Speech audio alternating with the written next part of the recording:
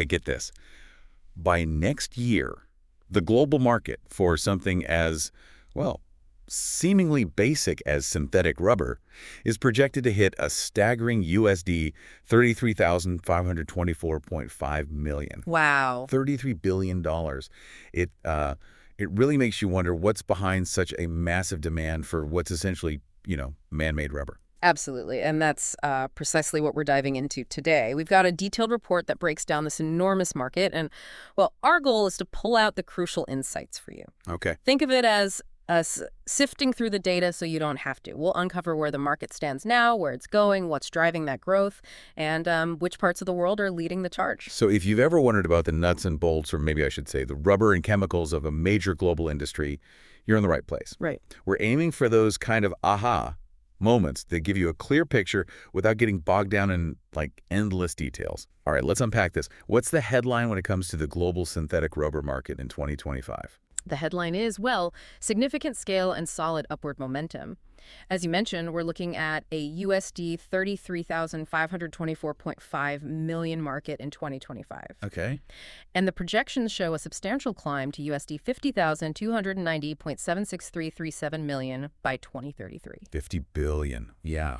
That growth works out to an average increase of 5.21% each year. That's what's known as the compound annual growth rate, or CAGR. Well, 5.22% CAGR. So in practical terms, is that like a sprint or more of a steady marathon pace? It's definitely a healthy and consistent climb. Think of it this way. For every $100 the market is worth now, in a year it's adding another $5.20. And that keeps building year after year. Right. Leading to that impressive jump to over $50 billion. Got it. Consistent and significant. So what are the big forces pushing this market forward? What's making the demand for synthetic rubber keep, growing? Several key factors are at play here. Foremost is the ever-expanding automotive industry. Right. Cars. Exactly. Just consider all the rubber components in a vehicle: tires, seals, hoses, belts. With global vehicle production on the rise, the need for synthetic rubber naturally follows. It's a pretty direct correlation. More cars mean more rubber needed. Makes sense. Wheels need rubber, literally and figuratively. What else is fueling this growth engine? Well, beyond cars, the increasing demand for footwear and a wide range of consumer goods is a significant contributor. The footwear. Okay. Yeah, from the soles of your shoes to parts and household appliances, synthetic rubber is kind of everywhere. And then there's the rising demand from industrial applications. Industrial. Industries rely on synthetic rubber for things like heavy-duty manufacturing equipment, crucial seals that prevent leaks, robust conveyor belts, all applications where durability and specific performance are absolutely essential. So we're talking about everything from our commute to our work and even the gadgets in our homes driving this market. Okay, now let's zoom out a bit and look at the global map. Where in the world is most of this synthetic rubber action happening? Regionally, Asia-Pacific is the dominant force, no question. Right. Oh, yeah. They hold around 50% of the global market in 2025. That's a total market size of USD 16,762.25 million. Half the market. That's huge. It is. And what's particularly striking is that this region is also projected to have the highest growth rate, a CAGR of 6.3% between 2025 and 2033. Okay, 6.3%. Are there specific countries within Asia-Pacific that are really, leading the charge? Absolutely. China is a massive player with a market size of USD 7,040.15 million in 2025 and a projected CAGR of 5.8%. Still very strong. Very strong. But the real growth story within the region is India. While their current market size is USD 1,676.23 million in 2025, their projected CAGR is a remarkable 8.2%. Wow, 8.2%. What's driving that kind of rapid expansion in India? It's largely down to India's rapidly growing automotive manufacturing sector. The government's been actively promoting the country as a manufacturing hub, attracting significant investment and boosting the domestic demand for all sorts of automotive components, including, of course, synthetic rubber. So while China has the biggest slice right now, India's rapid growth suggests, a potentially significant shift in the years to come. That's a key insight. It's not just about who's biggest now, but who's growing fastest. Okay, what about North America? How does it stack up? North America is the second largest market, accounting for over 20% in 2025 with a market size of USD 6,704.90 million and a projected CAGR of 3.7%. Solid. Within North America, the U.S. market is the major contributor, valued at USD 5,290.17 million in 2025 with a 3.5% CAGR. A significant driver here is the demand for high-performance tires. Okay, so North America is a strong number two, driven partly by our need for, well, good tires. What about Europe? Europe holds over 19% of the global market share in 2025. That's a market size of USD 6,336.13 million and a CAGR of 3.4%. Any standouts there? Looking at individual countries, the UK market stands out a bit, with USD 1,064.47 million in 2025 and a 4.2% CAGR, fueled by their robust automotive sector. Higher than the average for Europe. Yeah. And Germany, with a market size of USD 1,254.55 million in 2025 and a 3.6% CAGR, is driven more by their reputation for production innovation. Interesting to see how different factors influence growth even within the same continent.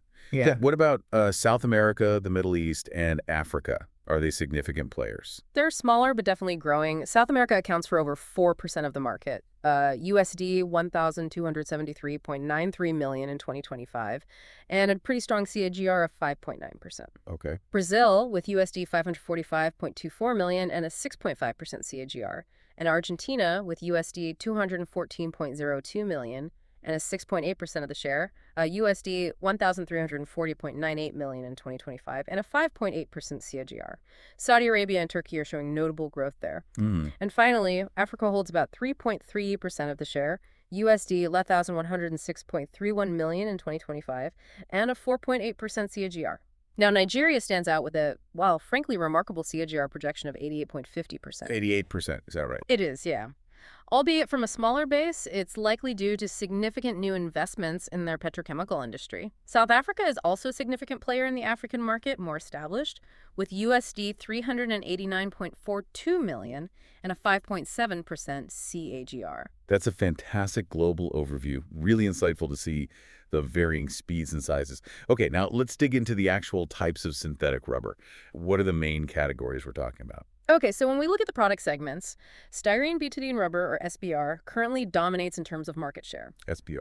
This is largely because it's the workhorse of the tire industry. SBR offers a great combination of being tough against wear and tear, long-lasting, and importantly, relatively cost-effective.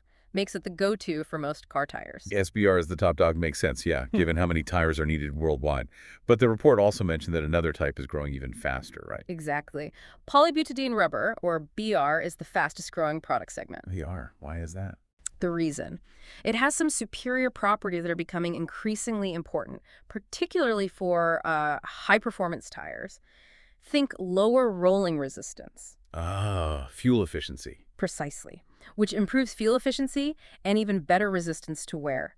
So as drivers demand more fuel-efficient and longer-lasting tires, the demand for BR is really surging.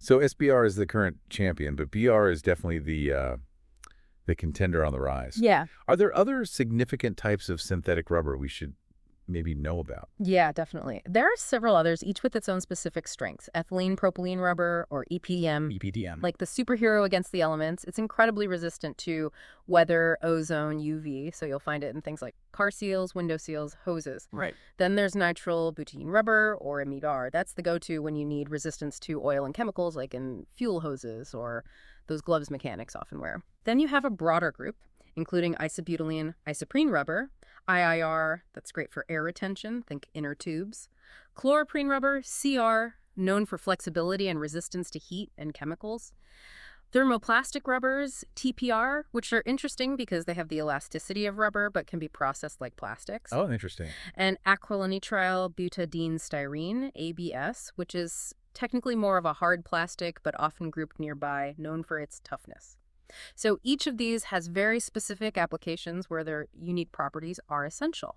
It's amazing how these different types are engineered for such specific tasks. Yeah. Now, we've talked about the types of rubber, but where does all this stuff end up being used? What are the biggest industries relying on synthetic rubber? Well, as we touched on with SBR and BR, the tire industry is by far the largest end-use segment, no surprise there. Right. The sheer volume of tires needed for cars, trucks, motorcycles, even airplanes globally just makes this the primary consumer of synthetic rubber. The constant demand for safer, more durable, and higher performing tires keeps the segment dominant. Tires are clearly a massive market. But you also mentioned another area that's seeing rapid growth in terms of use. Correct. Industrial goods represent the fastest growing end-use segment. Industrial goods. Okay. What's driving that? This growth is being driven by the increasing need for robust and reliable materials across a really wide range of industrial applications. Think about the seals in heavy machinery that prevent critical leaks, Right. the gaskets that ensure airtight connections, the durable hoses transporting fluids under pressure, heavy-duty conveyor belts used in manufacturing and logistics. Synthetic rubber plays a vital role in all of these. So while tires are the biggest piece of the pie, the industrial sector is expanding its rubber consumption the quickest. Are there other noteworthy areas where synthetic rubber is heavily used? Yeah, footwear is another significant end-use segment. Synthetic rubber provides that crucial combo of durability, flexibility, and grip for Ah, soles. yeah, shoes. And then there's a diverse others category. This includes applications like adhesives that need strong, flexible bonds, and even asphalt overlay for roads, where rubber can enhance durability and reduce noise. It really highlights the versatility of this material. It truly underscores how essential synthetic rubber is to so many different facets of our modern world. Mhm. Now, with a market this large, it must be a pretty competitive landscape. Who are the major players? Oh, absolutely. The synthetic rubber market is highly competitive. You've got a mix of major global companies like Royal DSM, Bridgestone, and Goodyear. Yes, the tire company is also a significant producer of synthetic rubber. Right, they make their own stuff. Exactly. Hmm. Alongside strong regional players such as Lanxess and Synthos, these companies are constantly, striving to gain and maintain market share. And how do they try to stay ahead in such a competitive environment? What are the strategies? The report points to several key strategies. Forming strategic collaborations to expand reach or access new technologies is crucial.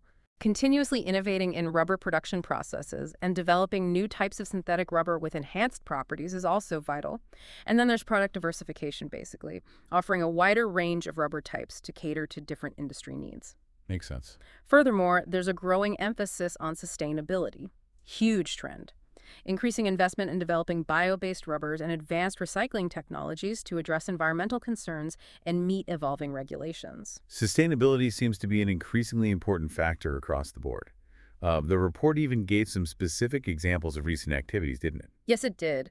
Just to illustrate these competitive dynamics, back in March of 2024, Arline XEO, a major player, showcased their sustainable and innovative synthetic rubber solutions at the India Rubber Expo, really highlighting their focus on that rapidly growing Asia-Pacific market we talked about. Right, connecting back to India's growth. Exactly. And then just recently, in May 2024, BF Goodrich, another well-known tire manufacturer, launched their new all-terrain TA KO3 tire. That's the latest iteration of a really popular model, demonstrating the ongoing product development and innovation that directly drives demand for specific types of synthetic rubber. Those real-world examples really put the competitive landscape into perspective. Yeah. What are some of the big hurdles these companies have to navigate? Any major challenges? A significant challenge highlighted in the report is the price volatility of raw materials. Ah, okay, the inputs. Yeah, the base chemicals required to produce synthetic rubber, things derived from crude oil often, they can experience pretty significant price swings. This can impact the profitability of manufacturers and necessitates, careful management of supply chains and pricing strategies. Makes sense if your core ingredients become unpredictable in price. Yeah. That's a major factor to contend with. So to kind of wrap up our deep dive here, what are the key takeaways about the global synthetic rubber market that we should remember? Essentially, I'd say. The global synthetic rubber market is massive, and it's on a solid growth trajectory. Particularly strong growth in the Asia-Pacific region, fueled mainly by the automotive and industrial sectors. Okay. Polybutadiene rubber, BR, is the fastest growing type, and industrial goods represent the most rapidly expanding area of use. And finally, the market is highly competitive, with sustainability and continuous innovation becoming increasingly critical for success. Fascinating stuff. And thinking about the significant role the automotive industry plays, here's something to ponder. With the global shift towards electric vehicles gaining momentum, how might that ultimately reshape the demand for specific types of synthetic rubber, especially when we consider the different performance needs of EV tires regarding weight, torque, durability? What new applications or challenges might emerge as we transition away from traditional combustion engines? It's definitely a rubber meets the road question for the future. That's a really insightful question, and one that could indeed lead to significant changes in the types of synthetic rubber that are most in demand down the line. The unique demands of EVs on tires, heavier vehicles, instant torque, are certainly something the industry will be, and likely already is, closely watching. Absolutely. Well, if you're keen to delve even deeper into this multifaceted market, we highly recommend exploring the original report. It's got much more granular data on specific regions, companies, and those evolving market trends. There's definitely a wealth of information there just waiting to be discovered.